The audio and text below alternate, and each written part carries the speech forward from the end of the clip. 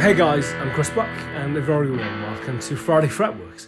This week we're going to be starting with a little bit of a history lesson, I'm afraid, and that is primarily just to appease the few guys currently watching this, I imagine, foaming at the mouths, dying to let me know that the guitar they've seen in the introduction and indeed the thumbnail for the video is in fact an SG, but here to tell you it is indeed a Les Paul, and here is why.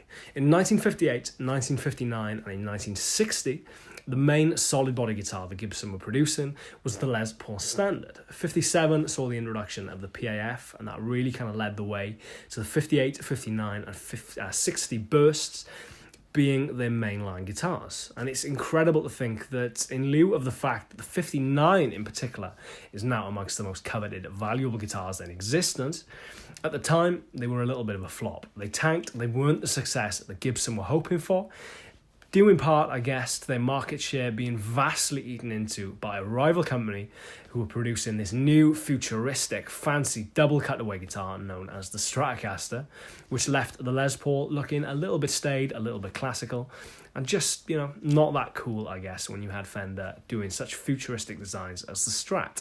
So, drastic action was taken, and in 1961, Gibson discontinued the Les Paul and introduced the Les Paul.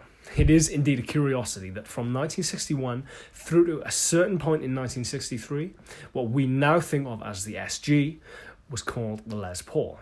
To understand why it was called the Les Paul in the first place, we have to take a step back a few years and understand, in fact, that Les Paul was indeed a bloke. A lot of people criminally are not aware of the fact that Les Paul was indeed a man and just think he's a name attached to the top of a guitar. If you're not familiar with Les, definitely check him out. Phenomenal musician and just a pioneer of so many techniques and little quirks that we still use in the recording industry today. Just a man way ahead of his time, a total Renaissance guy. Anyway, I digress. At the time, Les Paul was very successful. Him and Mary Ford, his wife, were immensely popular, and Les Paul being attached to the top of the Gibson was basically just Les Paul's or Gibson's way of marketing this guitar to the wider world by attaching ultimately a celebrity name to it.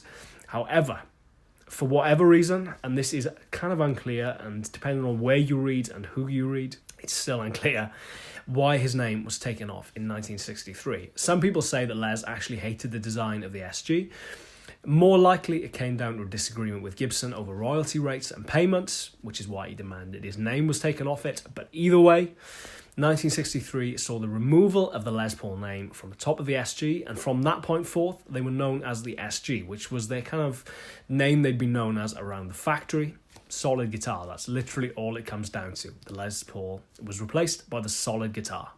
So, this particular guitar that I'm playing in today's video was very kindly loaned to me for this video by Thorpy. If you're not familiar with Thorpy effects, definitely check them out. I'm playing through the Fat General, which I accidentally left on for the most of the video, but it sounds great. And then the Peacekeeper Overdrive later on. If you're not familiar with his pedals, definitely check him out. He's a great guy, based in England, and fine purveyor of fine pedals, ultimately. So definitely check him out. This particular model is a 1962, rather rarely with an ebony block.